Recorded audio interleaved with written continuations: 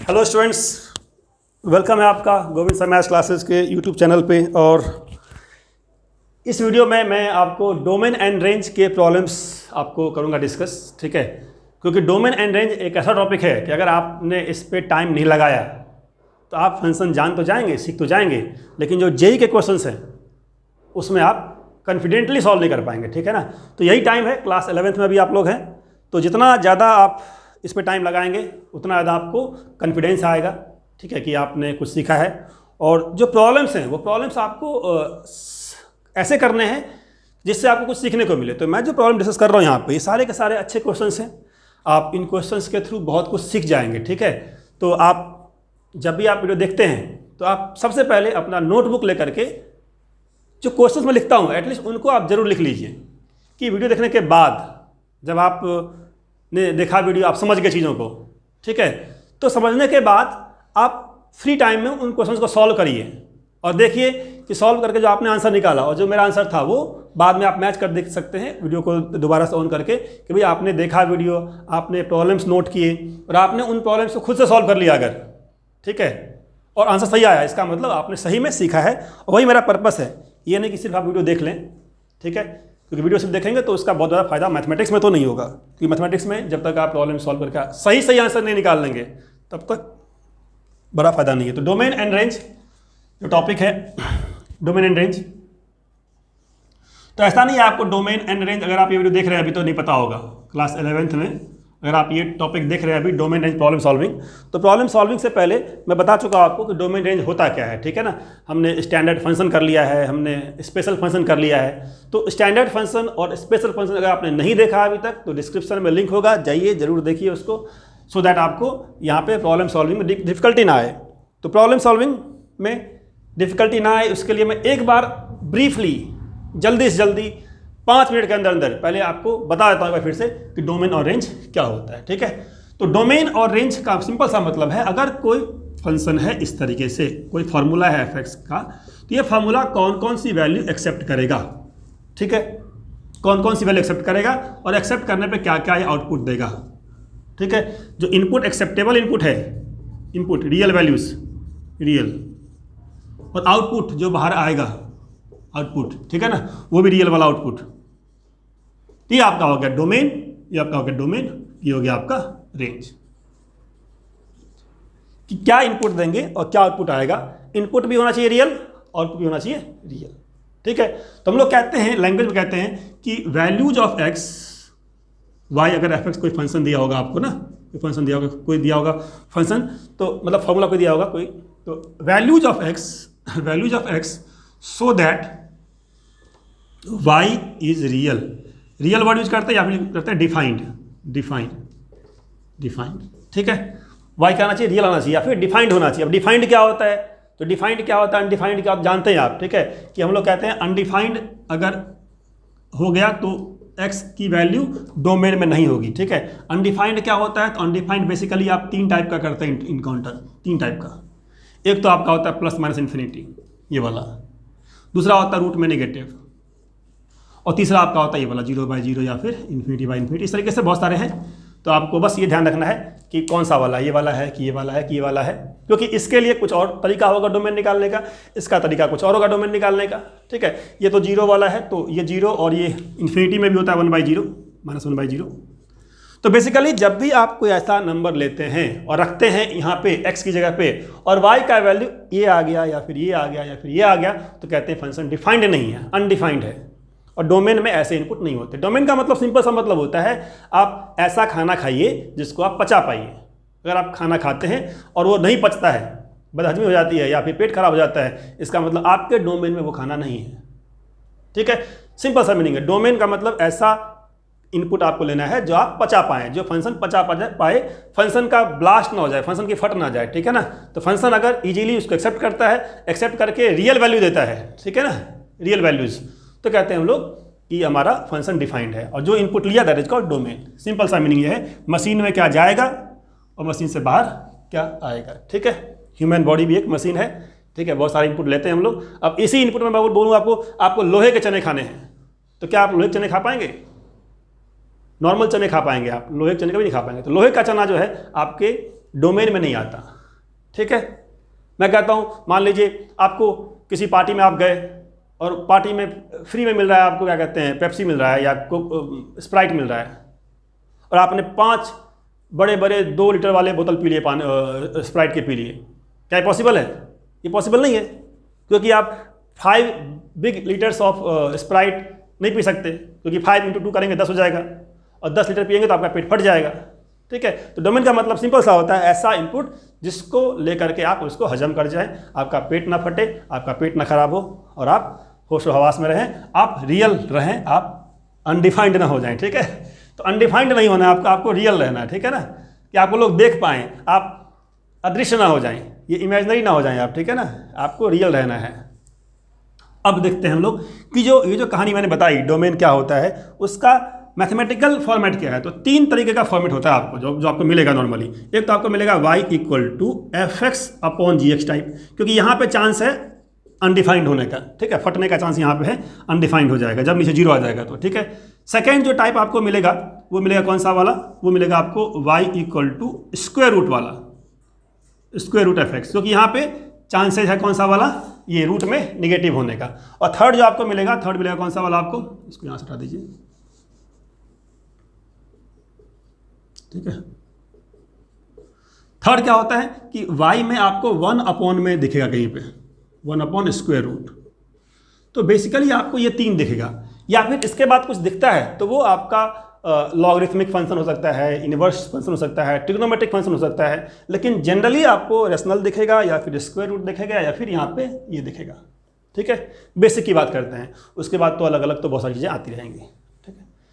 अगर ऐसा टाइप का है तो कैसे डोमेन निकालते हैं, आपको ये पता लगाना है कि ये अनडिफाइंड कब होगा, और जहाँ पे अनडिफाइंड होगा उन नंबर्स को माइनस कर देंगे। तो gx जब 0 होगा, जब नीचे वाला 0 होगा, तब तक ये y वाला अनडिफाइंड हो जाएगा।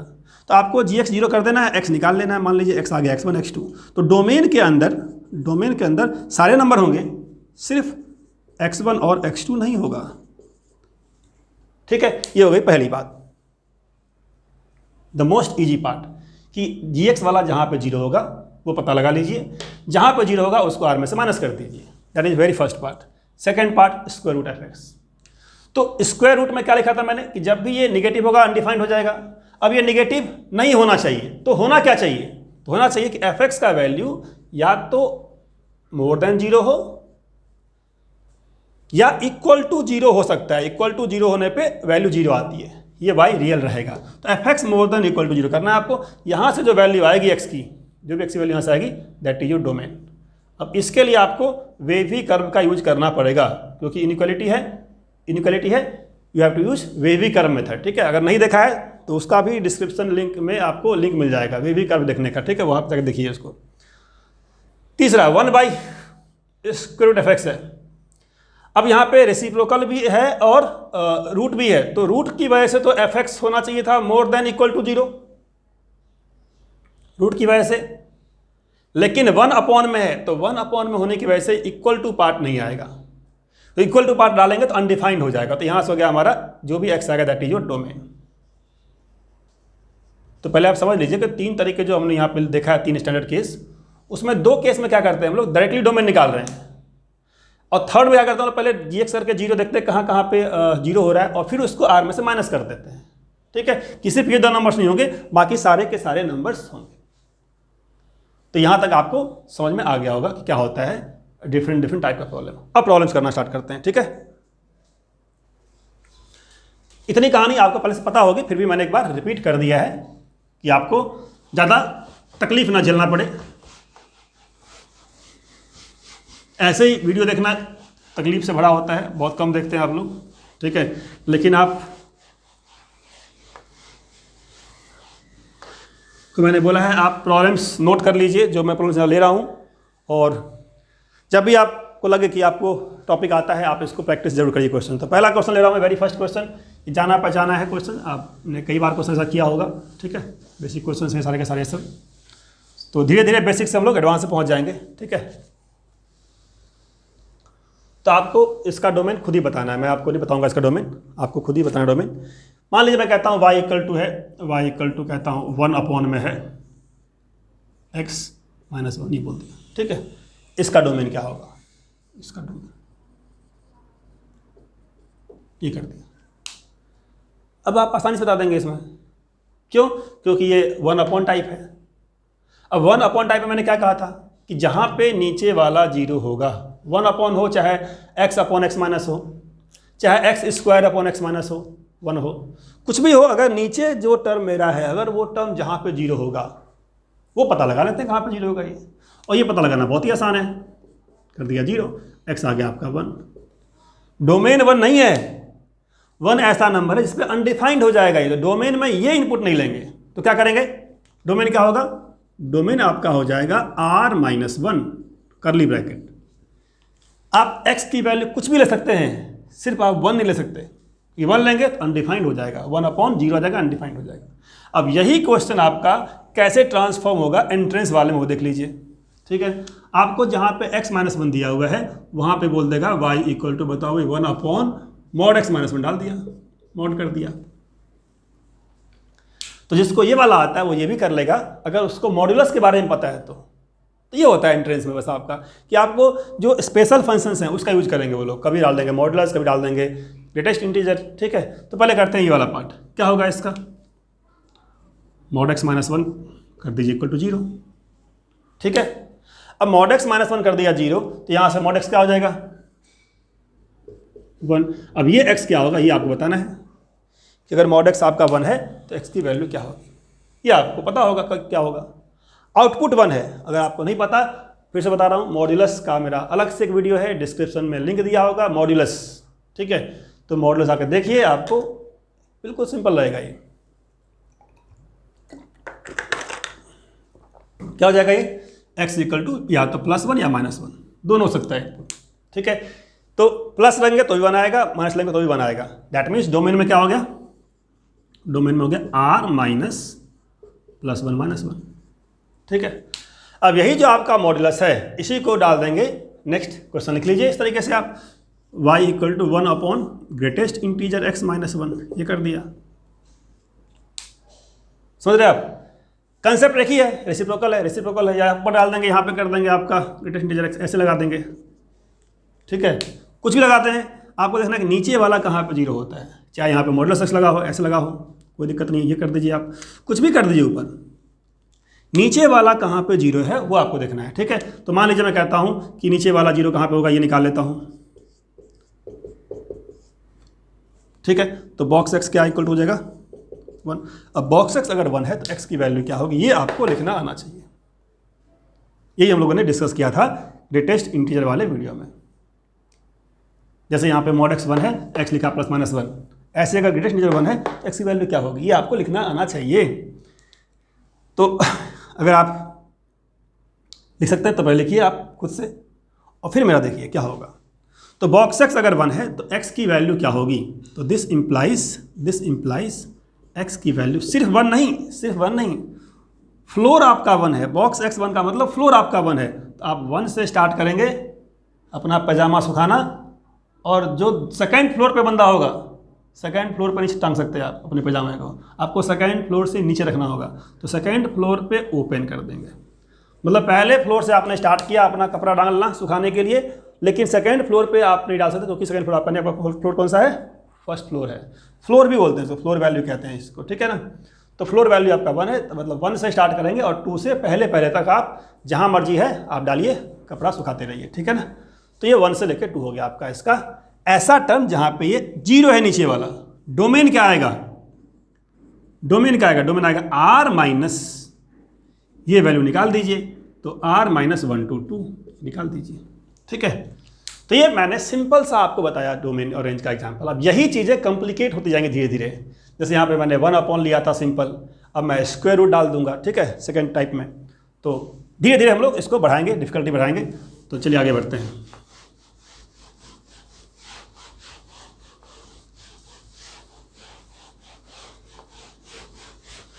तो 3 हो गया, एक और यहाँ पे पूरा कर ही लेते हैं कि आपको ग्रेटेस्ट इंटीजर, मॉड्यूलस और फ्रैक्शन तीनों का फील आ जाएगा आपको। ठीक है ना, कि तीनों जो आपने थ्योरी आपने किया है, अगर नहीं किया तो आप कर लीजिए, तभी आपको समझ में आएगा कि क्या है डोमेन एंड रेंज। तो एक और लिख लीजिए, अगर मान लीजिए कहता हूँ मैं y = है x² + 1 अपॉन में लिखा हुआ है फ्रैक्शनल पार्ट x -1 ऐसे डाल दिया, मान लीजिए क्या डाल दिया यहाँ पे, फ्रैक्शनल पार्ट x -1 ऐसे कर दिया। ये सब कॉमन सी चीज़ें हैं, सिंपल चीज़ें हैं। फंडामेंटल्स को क्लियर करवा दो पहले आपका, ठीक है, कि आपका अगर बेसिक क्लियर हो जाएगा तो आप बड़े बड़े काम तो अपने आप कर लेंगे। इंसान को, बच्चे को पॉकेटमारी सिखा दीजिए, डकैती करना बच्चे खुद ही सीख लेते हैं। वो कहावत है कि बच्चे पहले पॉकेटमारी करते हैं फिर डकैत बन जाते हैं, ठीक है। तो वो पॉकेटमारी पहले सीख लीजिए क्या करते हैं, कैसे करते हैं। मैथमेटिक्स में पॉकेटमारी का मतलब छोटे छोटे प्रॉब्लम सॉल्व करना। तो ये जो आपका क्वेश्चन है फिर से वही है, रेशनल फंक्शन है। आपको जानना है कि mod x -1 कहाँ पे 0 होगा, सॉरी फ्रैक्शनल पार्ट x, कहते हैं फ्रैक्शनल पार्ट x, तो फ्रैक्शनल पार्ट x 1 कहाँ पे होगा। अब फ्रैक्शनल पार्ट x कहाँ पे 1 होगा, फ्रैक्शनल पार्ट x अगर 1 है तो x की वैल्यू क्या होगी ये बताना है आपको, तो क्या आपका दिमाग इतना काम कर रहा है? अगर आपने फ्रैक्शनल पार्ट फंक्शन देखा है, जानते हैं, तो आप इसका आंसर बता सकते हैं क्या इसका आंसर होगा। तो यही होता है स्टैंडर्ड फंक्शन का इंपॉर्टेंस। अगर आप स्टैंडर्ड फंक्शन सही से जानते हैं तो आप इजीली इसको हैंडल कर लेंगे, नहीं तो आप यहीं पे कंफ्यूज जाएंगे। अब ये ऐसे क्वेश्चन हैं कि आपको बुक में नहीं मिलेगा, ये तो टीचर ऐसे ही फ्रेम कर सकता है क्वेश्चन। ऐसे क्वेश्चंस आपका फंडामेंटल स्ट्रांग होना चाहिए, आपका कॉन्सेप्ट क्लियर होना चाहिए कि फ्रैक्शनल पार्ट अगर 1 है तो x क्या होगा। फ्रैक्शनल पार्ट की वैल्यू कभी भी 1 नहीं होती है, फ्रैक्शनल पार्ट x की वैल्यू कभी भी 1 नहीं होती है, इट कैन नेवर बी 1, मतलब x क्या बोलेंगे, नॉट पॉसिबल। कोई भी नंबर लेंगे, फ्रैक्शनल पार्ट एक ऐसा फंक्शन है जिसका रेंज 0 से स्टार्ट होता है और 1 पे जाके ओपन हो जाता है।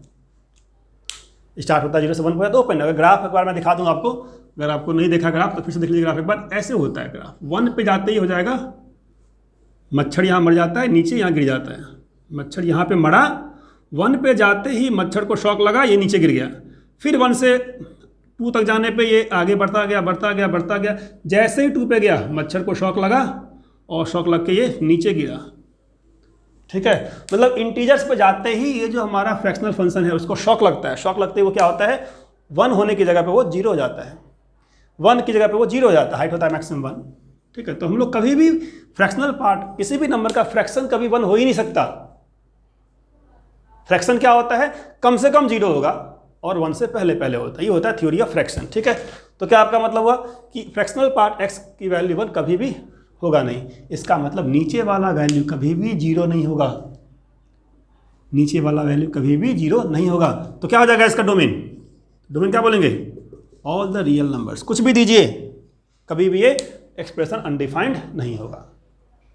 समझ रहे आप। तो अभी तक जो मैंने आपको कराया इसमें क्या था, एक ही फंक्शन में ले रहा हूं बार बार, समथिंग अपॉन समथिंग, और उस समथिंग अपॉन समथिंग में जो नीचे वाला समथिंग है उसमें मैं चेंज कर दे रहा हूं, कई बार ले रहा हूं मॉडुलस x, कभी मैंने ले लिया इंटीजर x, कभी मैंने ले लिया फ्रैक्शनल पार्ट ऑफ x, ठीक है। इसी में हो सकता है आपको डाल दिया जाए सिग्नम ऑफ x। चलिए यहां तक हो गया आपका। नेक्स्ट क्वेश्चन, तो ये वीडियोस आपको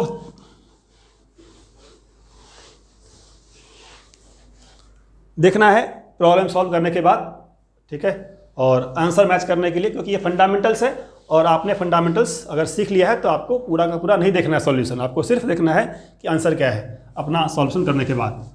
और चलिए क्वेश्चन नंबर मैं ले रहा हूँ, 5th क्वेश्चन ले रहा हूँ मैं, 4 तो ले लिया ना, 3-4 जो भी है वो काउंट कर लीजिएगा आप। अब मान लीजिए मैं डाल देता हूँ y = mod x upon 1 mod x + 1, चलिए mod x + 1, इसका डोमेन निकालना है आपको।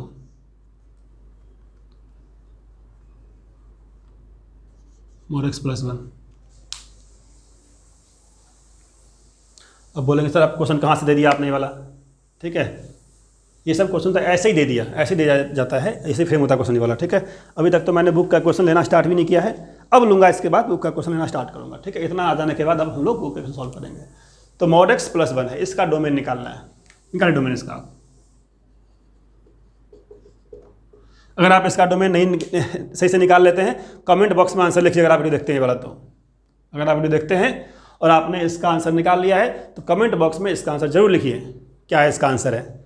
मैं समझ पाऊंगा कि आप देख रहे हैं और आप देख करके सही तरीके से सीख भी रहे हैं। ठीक है, अच्छा लगेगा अगर आप देख करके सीख जाते हैं, तो बिना लाइव क्लास के अगर आप देख करके इसका डोमेन लिख देते हैं तो आई रियली फील कि आप कुछ सीख रहे हैं, अच्छा लगेगा मुझे कि आप सीख रहे हैं कुछ।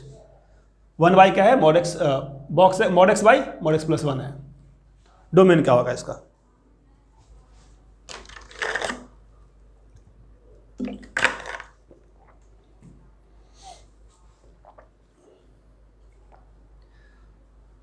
चलिए मैं बताता हूं आपको क्या होगा। आपको भेद में देखना है कि नीचे वाला कहाँ पे 0 होगा। ऊपर कुछ भी हो कोई फर्क नहीं पड़ता, mod x + 1 कहाँ पे 0 हो रहा है, कहाँ पे 0 हो रहा है। ठीक है, अब mod x + 1 कहाँ पे 0 होगा, mod x = हो गया -1।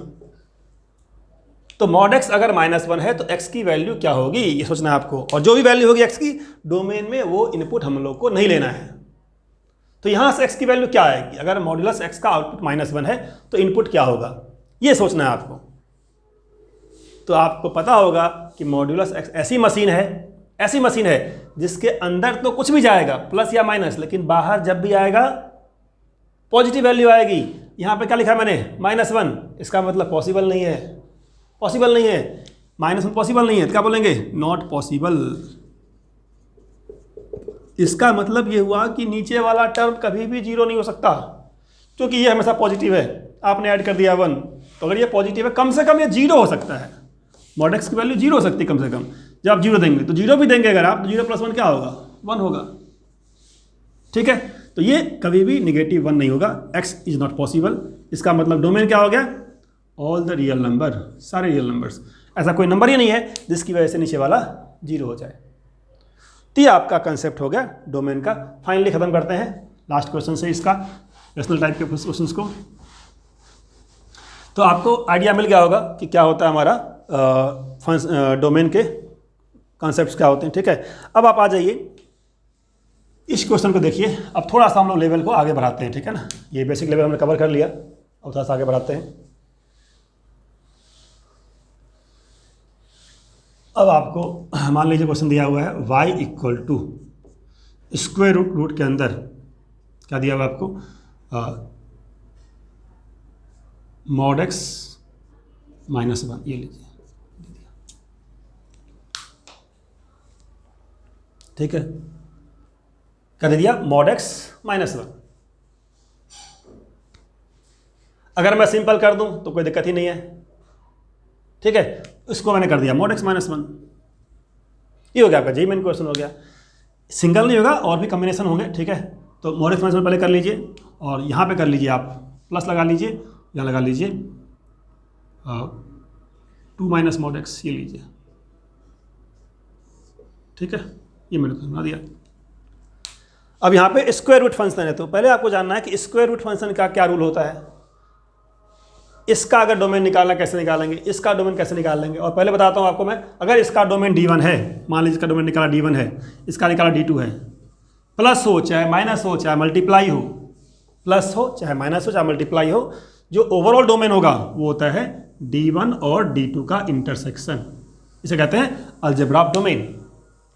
कि 2 फंक्शन हो, 3 फंक्शन हो, 4 कितने फंक्शन हो, अगर आप सिंगल डोमेन निकाल लेते हैं तो उन दोनों कॉमन निकाल लीजिए, that is the final domain, ठीक है।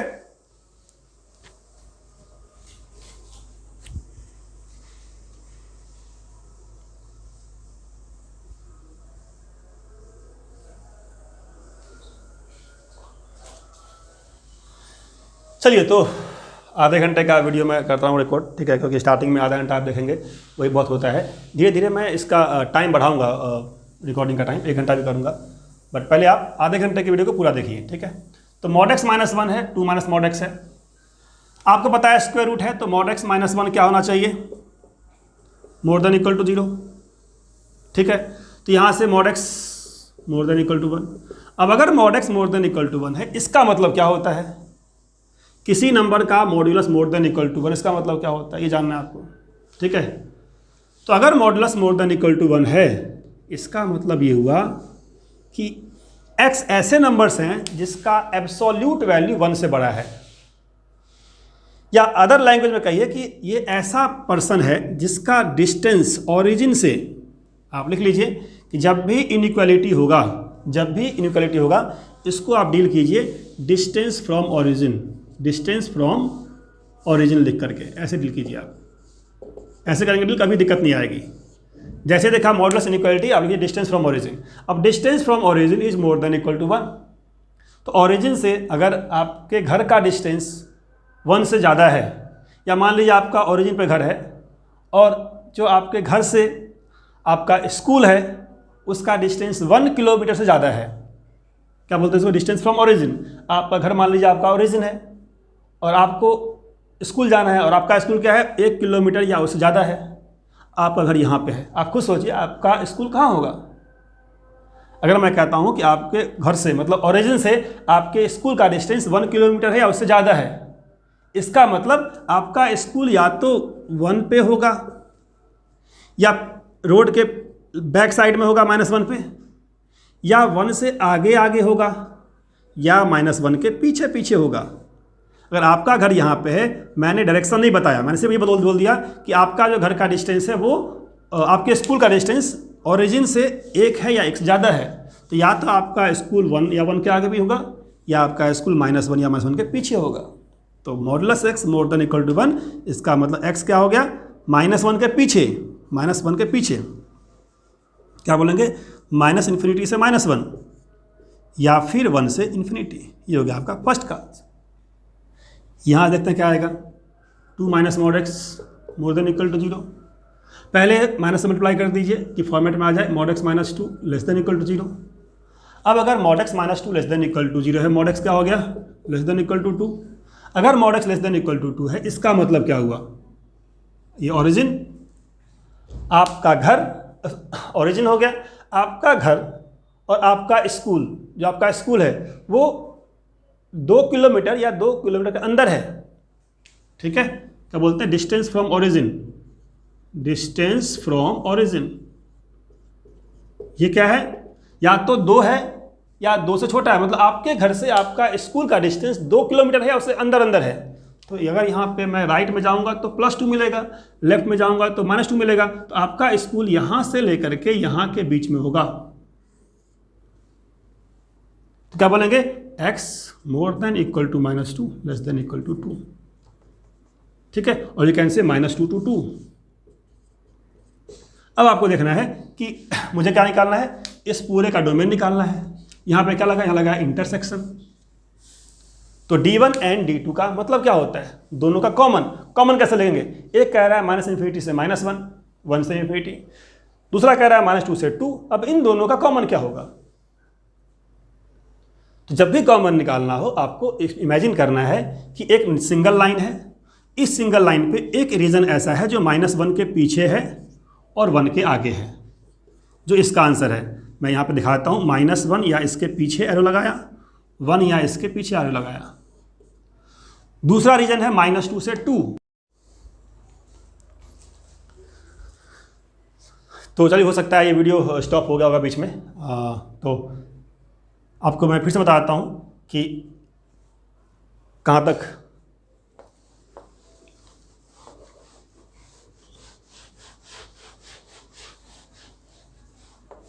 अगर आपका वीडियो ये बीच में कहीं रुक गया होगा शायद, तो फिर से देख लीजिए क्या होता है कि mod x more than equal to 1 and mod x less than equal to 2, ठीक है। तो एक ऑप्शन तो था कि आप इसका आंसर निकाल लीजिए, इसका आंसर निकाल लीजिए, दोनों कॉमन निकाल लीजिए। बताता हूँ मैं फिर से आपको कि mod x more than equal to 1 का मतलब हुआ जो डिस्टेंस है आपका ओरिजिन से वो या तो 1 है या 1 के आगे है या -1 है या इसके पीछे है, ठीक है। तो आपका ये ओरिजिन हो गया।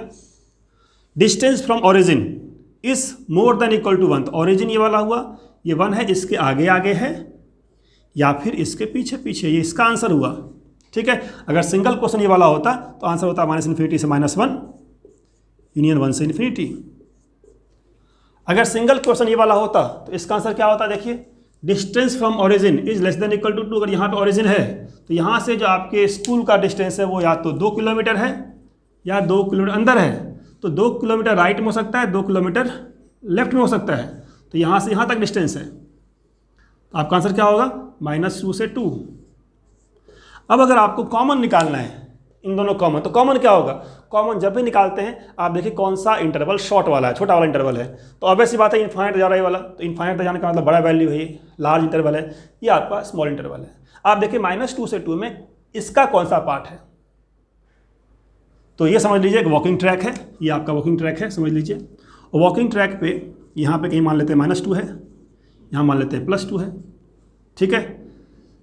अब देखिए आप और आपके दोस्त, आपका वॉकिंग है यहाँ से यहाँ तक -2 से 2 तक, और आपके फ्रेंड का वॉकिंग है -1 के पीछे और 1 के आगे।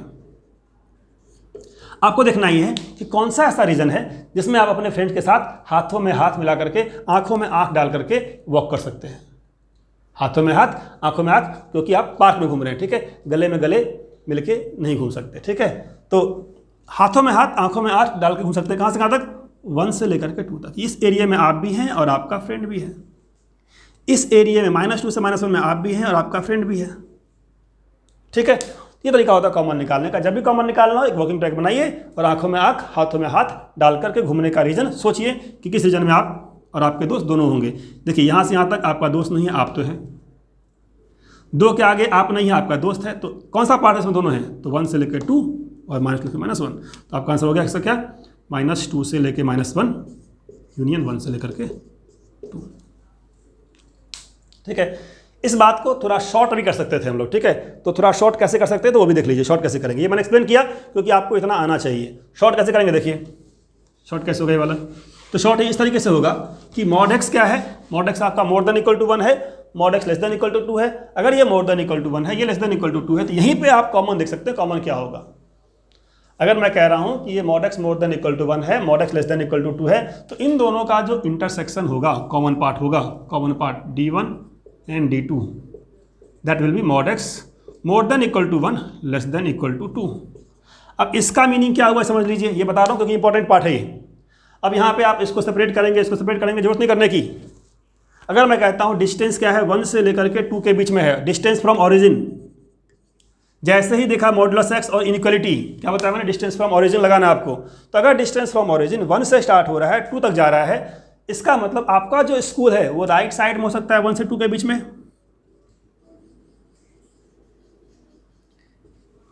या आपका स्कूल आपके घर से लेफ्ट साइड में हो सकता है -1 और -2 के बीच में, यहाँ हो सकता है। तो राइट में भी पॉसिबल है और लेफ्ट में भी पॉसिबल है। तो कितना जल्दी आ गया यहाँ से देखिए, डायरेक्टली यू कैन से कि आपका जो आंसर होगा वो -2 से -1 या फिर 1 से 2। अब आपको बेचैनी हो रही होगी कि सर मुझे एक तरीका और भी आता है, ठीक है, चलिए वो बताता हूँ क्या होता है तरीका। वो कि अगर आप चाहें तो ऐसे भी कर सकते हैं, लेकिन आपको ये तरीका सीखना आना चाहिए नया तरीका कुछ, ठीक है, कि mod x है, 2 वैल्यू लिखते हैं +-x, जब आप +x लिखेंगे तो +x के लिए क्या होगा, ऐसे हो जाएगा आंसर हमारा। जब लिखा मैंने इसका +x, mod x को लिखा मैंने क्या +x, mod को लिखा क्या +x, ठीक है। और सेकेंड लिख लीजिए, mod को लिख लीजिए -x, तो -x more than equal to 1 less than equal to 2। अब इस माइनस को हटाएंगे तो यहाँ पे x आएगा। अब माइनस को हटाने के लिए माइनस से मल्टीप्लाई करना पड़ेगा, तो माइनस से मल्टीप्लाई करने पे हो जाएगा -2, हो जाएगा हमारा -1, यहाँ आएगा -2, यहाँ आएगा -1, जो लेस देन इक्वल टू हो जाएगा मोर देन इक्वल टू, और जो मोर देन इक्वल टू हो जाएगा लेस देन इक्वल टू। तो ऐसे भी हो गया आपका -2 से -1, 1 से 2। तो तरीके बहुत सारे हैं, शायद आपको ये वाला ज़्यादा आसान लगा होगा क्योंकि एक बार प्लस निकाला साइन सेम रहा, एक बार माइनस निकाला, माइनस निकालने के बाद माइनस से हम लोग एक्स में आएंगे, तो माइनस से एक्स में जब आते हैं तो माइनस से मल्टीप्लाई करना होता है। माइनस से मल्टीप्लाई करने पे ये साइन ऑफ इनइक्वालिटी चेंज कर जाती है, जो प्लस था वो माइनस हो गया, जो माइनस था वो जो प्लस था वो माइनस हो गया, ठीक है। More than equal to -2 less than equal to -1, वही आंसर हम लोग का वहाँ भी था, -1 यूनियन 1 से 2, इन दोनों लगा देंगे यूनियन, ठीक है, इसका यूनियन, ठीक है। तो आपको इस तरीके से फंडामेंटल्स ऑफ, मैंने बताया आपको जेई मेन में जो हम लोग का डोमेन रेंज होता है उसमें क्या क्या चीज़ें होती हैं। चीज़ें वही है जो आप एनसीईआरटी में करते हैं, चीज़ें वही है जो एनसीईआरटी में करते हैं। फ़र्क होता है क्या, फ़र्क ये होता है कि आपको फंक्शन के अंदर स्पेशल फंक्शन इंक्लूड कर देंगे। जैसे यहाँ पे इंक्लूड कर दिया मैंने मॉड्यूलस, ठीक है, यहाँ डाल देंगे ग्रेटेस्ट इंटीजर, यहाँ डाल देंगे लॉगरिथम। तो डिफरेंट डिफरेंट वैरायटी के कंसेप्ट होंगे, फंक्शन होंगे अलग वैरायटी, कंसेप्ट वही होगा, स्क्वायर रूट होगा या फिर रेसिप्रोकल होगा या फिर रेशनल होगा, ठीक है। मिक्सिंग हो जाएगी इसकी, या तो ग्रेटेस्ट इंटीजर डाल देंगे, या फिर डाल देंगे मॉड्यूलस, या फिर डाल देंगे फ्रैक्शनल पार्ट, या फिर डाल देंगे सिग्नम फंक्शन, या फिर डाल देंगे लॉगरिथमिक फंक्शन, ठीक है, ट्रिग्नोमेट्रिक फंक्शन डाल देंगे, इन्वर्स डाल देंगे। तो बहुत सारा पॉसिबल है इसमें। तो हम लोग इस वीडियो में यहीं पे रखते हैं। नेक्स्ट वीडियो को आप ज़रूर देखिए, क्योंकि ये फर्स्ट वीडियो था, इसमें मैंने ज़्यादा अगर कराऊंगा तो आप भी परेशान हो जाएंगे, ठीक है। और यूट्यूब का वीडियो होता है, बहुत लंबा देखना मुश्किल होता है आपके लिए, तो आप पार्ट बाय पार्ट में देखेंगे, ज़्यादा अच्छा रहेगा आपके लिए भी और मेरे लिए भी। तो नेक्स्ट वीडियो में हम लोग यहाँ से फर्दर आगे बढ़ेंगे, ठीक है। तो होप आपको यहाँ तक समझ में आया होगा। थैंक यू, और सब्सक्राइब करिए और अपने फ्रेंड्स में जल्दी से जल्दी शेयर करिए, जल्दी से जल्दी ये वीडियो आपके दोस्तों तक पहुँचना चाहिए, ठीक है।